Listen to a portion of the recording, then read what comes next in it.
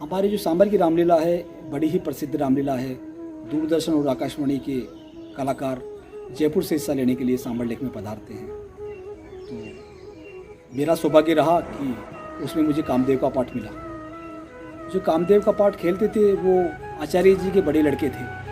काफ़ी समय से वो पाठ खेलते थे, लेकिन किसी कारणवश से वो नहीं आ पाए। वो पाठ मुझे दे दिया गया। मुझे खुशी हुई कि इतना सुंदर पाठ मुझे मौका मिला इस पाठ करने को।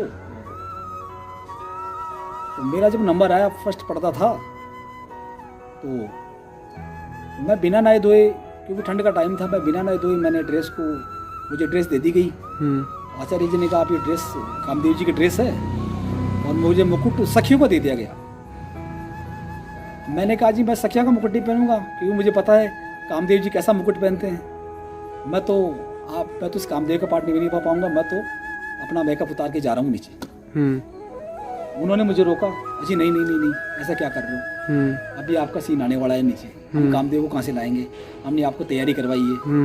तो मैंने कहा मुझे वही मुकुट चाहिए जो कि आपके लड़के पहनते हैं, कामदेव का मुकुट दीजिए मुझे, सखी का मुकुट क्यों दे रहे हो आप। उन्होंने आदेश दिया इनको वही मुकुट दीजिए जो कामदेव पहनते हैं। अब संजोग से जो कामदेव मुकुट पहनते थे वो मुकुट भगवान हरि जब राम जन्म होता है, भगवान राम धारण करते हैं उस मुकुट को, वो मुकुट था। और मैं बिना नहाए धोए गया था, मैं हाथ पैर धो के गया था, ठंड का टाइम था। तो वो मुकुट मुझे दे दिया गया, ये मुकुट आप पहन लीजिए। अब आप मानोगे नहीं, मैंने अगरबत्ती लगाई, तो ये कोई 16-17 साल पहले की बात है। तो मैंने अगरबत्ती को हाथ में लेके मुकुट को ही घुमा दिया मैंने। और बालाजी का मंदिर हमारे सामने है, प्रसिद्ध मंदिर है हनुमान जी महाराज का, दान मंडी में रामलीला हुआ का। तो वहीं से उनके सामने पात्र बनते हैं। तो मैंने वो मुकुट पहन के और वो मैंने मुकुट बंधवा लिया। मेरा पाठ बिल्कुल जैसे कि वो जब वो प्रसंग आता है कि जब वो नारद की तपस्या तोड़ने के लिए कामदेव जी जाते हैं, तो आकाशवाणी होती है कि हे कामदेव, पहले भी आप भगवान शंकर से बच गए थे, भगवान शंकर बोले कि अब फिर भस्म हो जाओगे, आप अपनी खैरियत चाहते हो तो यहाँ से भाग जाओ।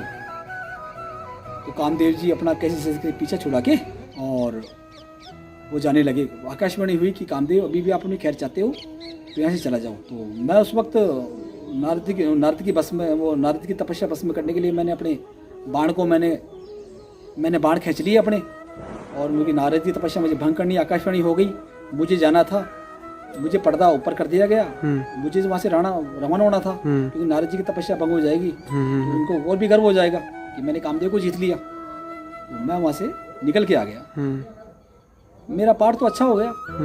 जो ही मैं बालाजी के पास में आया, जो ही आप मानोगे नहीं कि मुझे किसी ने 1000 वाट का करंट मेरे कुछ मिनटों के लिए, 3 सेकंड के लिए मेरे मिनट मतलब पूरी तरह से मैं धूज गया, पानी हो गया, पसीने हो गया सर्दी के अंदर।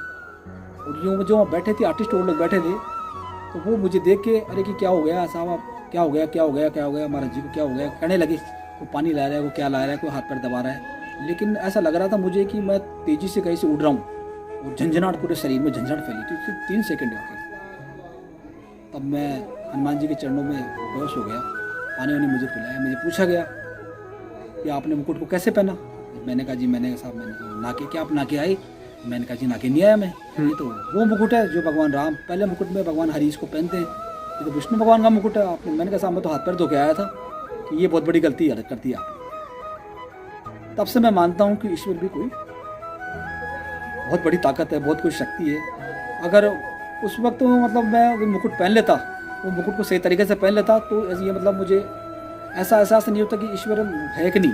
लेकिन जब मुझे एहसास हुआ तो मुझे पूर्ण विश्वास हो गया मेरे जीवन में कि ईश्वर बहुत बड़ी शक्ति है, ईश्वर के आगे सब नतमस्तक है। उन्होंने मुझे चमत्कार दिखाया था कि आप मेरी हंसी मत कीजिए। तो मैं हमेशा ईश्वर के प्रति समर्पित हूँ, इसमें मेरी और भी भावना बढ़ी है।